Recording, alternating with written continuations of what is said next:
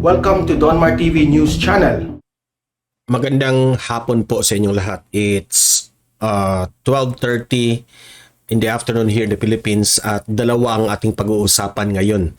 Una, may ipapakita akong video sa inyo tungkol dito sa volleyball player na si Dina Wong, no? Nag-viral ito sa social media sa kanyang ginawa na sa pag-snub ng kanyang mga fans during doon sa Boracay, at may isa yung fans rin na nagvi-video sa kanya, na nag-hi sa kanya na hindi niya pinansin. So viral ito ngayon, magre-react tayo dito sa issue na ito kasi nag-trending, nag-viral ito ngayon, okay? Pangalawa nating pag-uusapan ay itong si General Bantag at si Escorial, no?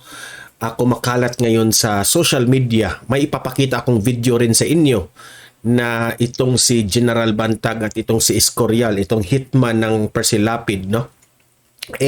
Nagkasalubong sila noong isang araw doon sa yung preliminary first sana, no, ng preliminary investigation ni na General Bantag, no? So magre-react tayo dito sa video na nagkasalubong itong dalawa. Okay? Pero bago ang lahat, guys, bago natin itatalakay itong ating mga matitinding topic natin ngayon, please help me na i-like at i-share itong video natin sa Facebook at sa YouTube para kakalat ito sa taong bayan itong video natin. Okay? So sabay-sabay tayong mag-like and share. 1, 2, 3, go! Thank you very much. And also guys, please consider na i-subscribe at i-follow itong Donmar TV sa ating Facebook at YouTube para lagi kayong updated sa mga balita na kagaya nito. Okay?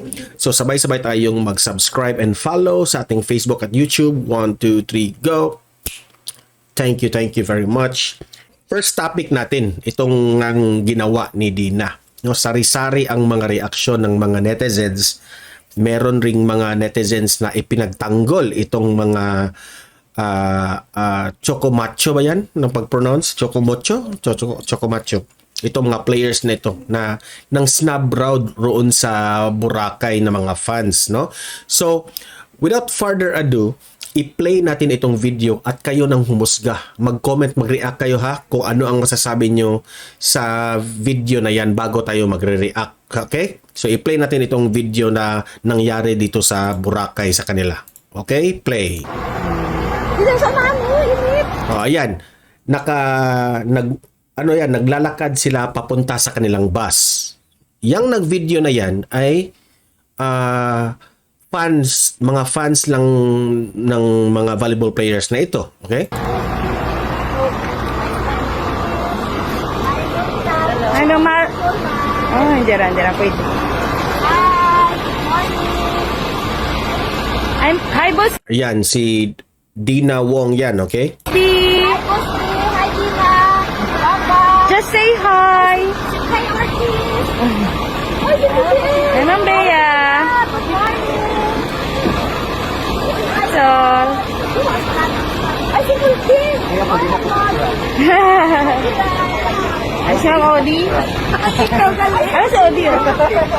Ma'am Odi. Can I picture Ma'am Odi? Hi, Ma'am Odi. Lumanon pa, oh. Hi, Nunag. Okay, so magre-react tayo, no? Sa nangyari dito, no? Napapansin ko na itong fan na nag-video sa kanila, lahat ng mga Chocomoko, I don't know how to pronounce their team. Kilala niya lahat ang mga volleyball players ng Chocomacho na yan. Chocomocho ba yan? Okay. Kilala niya lahat, no? Yung Dina Wong, hi Boss D.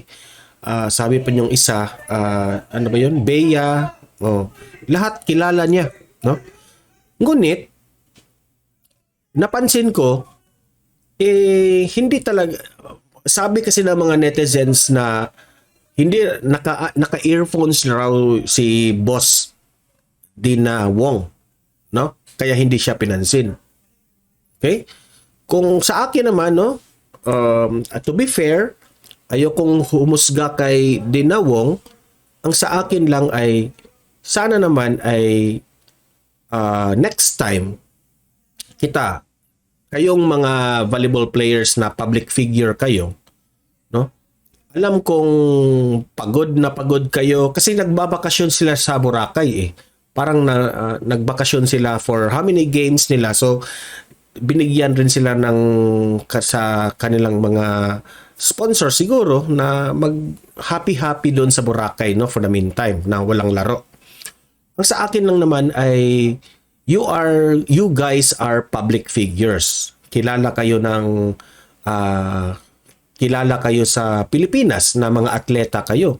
So unang-una, you should be a role model. Yan ang pinakauna.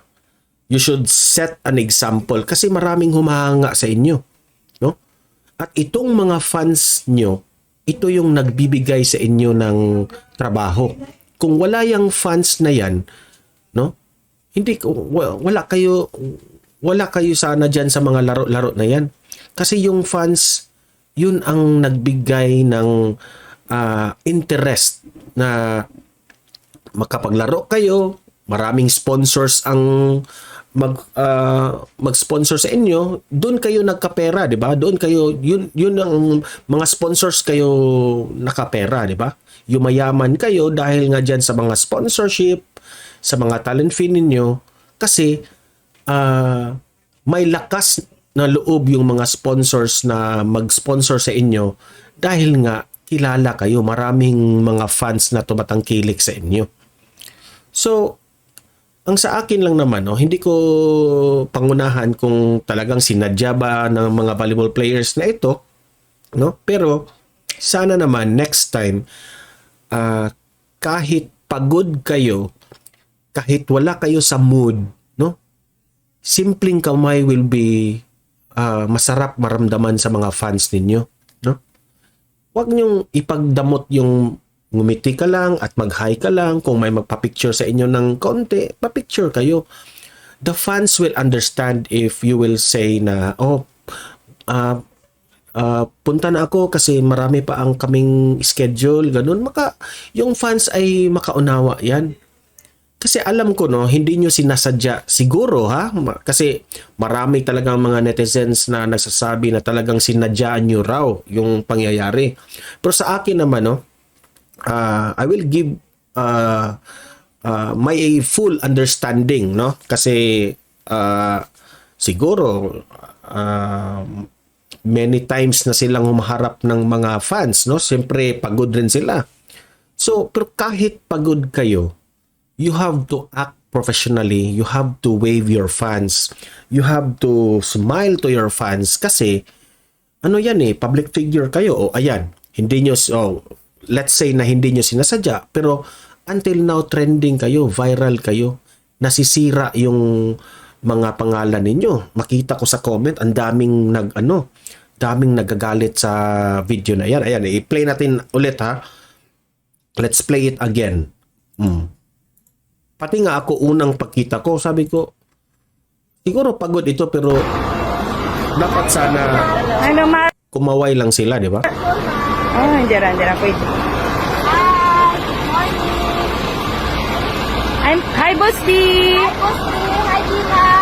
Papa. Just say hi. Hi, Archie. Hindi talaga pinansin. Anong Bea? Ito lang si Bea ang gumanon. So, ito, ganyan ba? Alam ko itong si Bea siguro pagod ito, pero talagang no? Pinansin niya ang fans. Good morning. No, meron pang isang athlete dito na sinabi, pa-picture. Lumingon pa yung parang ayaw niya. No? Sol. Ay, si Kulkin. Ay, si Ma'am Odi. Ayang naka-black, ha? Tingnan nyo ang reaction niya. Ma'am Odi. Ma'am Odi raw ang pangalan. Hindi ko kasi kilala ito lahat eh. I picture Ma'am Odi. Sabi niya, pa-picture Ma'am Odi. Ayan ha, ulitin natin. Can I picture Ma'am Odi? Hi, Ma'am Odi. Lumingon, gumanon, Alam nyo mga Odi, ha? Ikaw. Ang masasabi ko sa inyo, hindi mo ba alam na konting wave, konting pa-picture na isang fan, it is very big already for them. Sa inyo siguro parang wala lang. Pero sa kanila, sa mga fans, grabe. Grabe ang tuwa, grabe ang saya nila kapag makapapicture sa inyo. Okay? Huwag niyong ipagdamot ang happiness ng mga fans ninyo. Okay? Yun lang ang masasabi ko. Okay, so lesson, shall I say, lesson ito sa lahat ng mga athletes, no? Si Stephen Curry nga, no, ng Golden State Warriors, yan ang pinakasikat ngayon na aside from LeBron James, no? Itong si Stephen Curry nga, sikat na sikat, pero pag tumawag ang kanyang, kapag ano siya ng fans niya, no? Talagang mag-wave si Stephen Curry. So lesson ito sa lahat ng mga athletes na sana wag lumaki ang ating ulo kapag nasa peak na tayo ng kasikatan, kasi it will fall you down. Itong Chocomocho, no, itong si Dina Wong, hindi naman sila nagre-react, no? At dininay ng kanilang company, yung nag-sponsor sa kanila na ano raw, hindi may kanila sila, may kanya-kanya silang rason, no? Pero kahit anong reason ninyo sa nangyari, may naka-video, kahit anong irason nyo, hindi nyo talaga ma-please ang mga fans ninyo. You cannot deny the fact na nakita sa video na hindi talaga nyo pinansin. Whether pagod kayo or whether naka-earphones kayo, no? Hindi yan excuse. Dapat kapag nasa public ka, you have to maintain your professionality. You have to maintain your attitude na being athlete. Nakakaway kayo ng fans dahil hindi hindi mapapalit ng pera ang saya ng mga tao na tumatangkilik sa inyo, na maka-wave lang sa inyo, no? Minsan lang sa kanilang buhay na makakita sila sa kanilang iniidolo, tapos ganyanin nyo pa, di ba? You have to think of it. Lesson learned. Okay? So kayo mga audience ko dito, libre kayong mag-comment, mag-react dito sa pangyayari kay Dina Wong at sa lahat ng kanyang mga teammates sa Choco Macho, yan, Choco Mocho. Okay? So mag-comment, mag-react at babasahin natin yung mga comment dyan. Okay?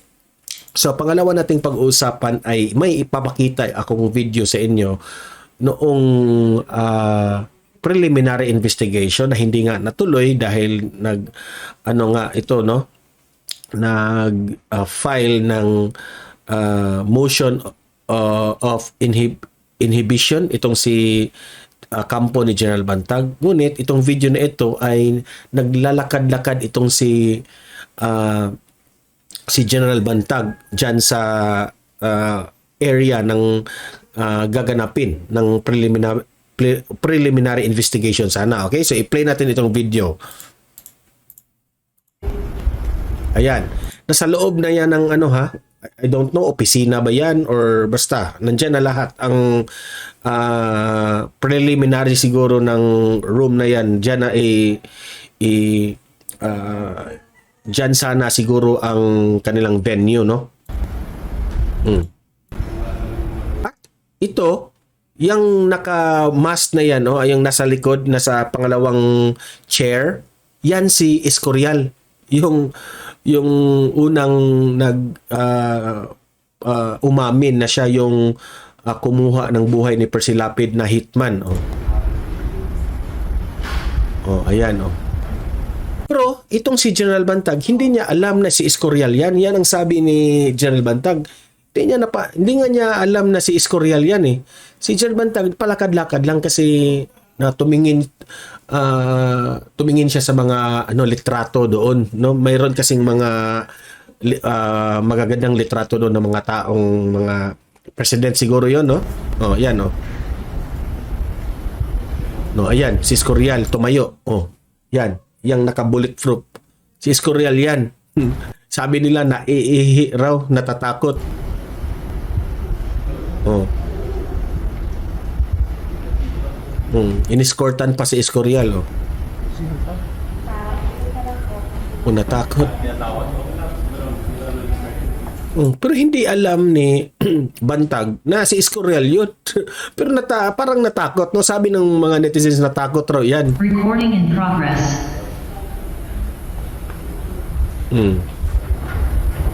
Yan, tumingin siya sa mga pictures. Recording stopped.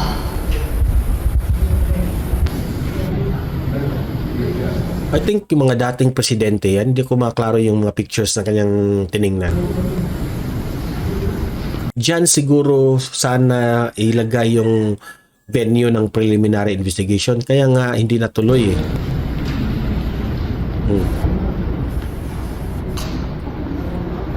Ayan, bumalik si Escorial na.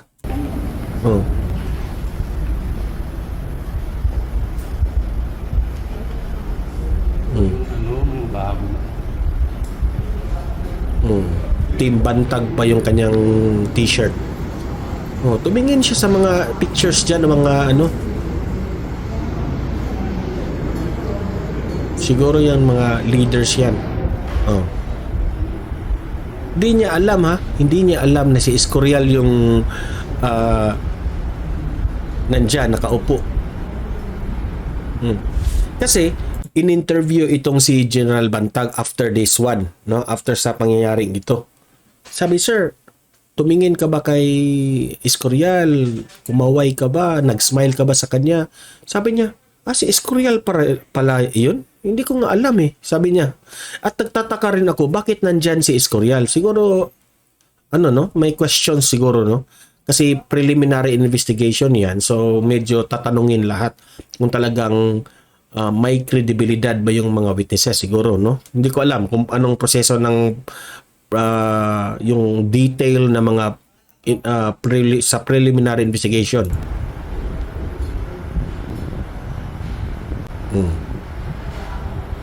So, okay? So, yun ang video guys na talagang nagkasalubong sila, no? Sabi pa nga ng mga netizens na iihi itong si Escorial nang nakita niya si General Bantag. Which is si General Bantag, hindi niya alam. Okay? So, kayo, mag-comment, mag-react kayo sa video na yan kung ano ang masasabi nyo. No? Natakot ba talaga si Escorial? O talaga bang hindi itong si General Bantag hindi niya napansin, hindi niya alam na si Escorial ba yun? Talagang totoo ba yun? No? Mag-comment, mag-react at babasahin natin yan. Sa opinion ko, I know for sure, no? Sa aking sarili, no? This is my opinion. I think si General Bantag hindi niya alam na si Escorial yun, no? Hindi niya alam. Kasi nga sabi nila si Escorial at itong si General Bantag ay may transaksyon, di ba? Kasi nga sa nangyari ni Percy Lapid. Pero para sa akin hindi niya napansin. Hindi niya kilala yan. Kasi sabi ng mga netizens na gawa-gawa lang yan ni Escorial yung sinabi niyang tungkol kay General Bantag, di ba? So, comment, mag-react kayo sa video na pinakita ko sa kanilang salubong at babasahin natin yan lahat. Okay? So guys, hanggang dito lang itong video na ito. Importante i-like at i-share itong video na ito para kakalat ito sa taong bayan, and don't forget na i-subscribe at i-follow itong Donmar TV para lagi kayong updated sa mga balita na kagaya nito. Okay? So guys, see you in my next video. Have a great day and God bless everyone.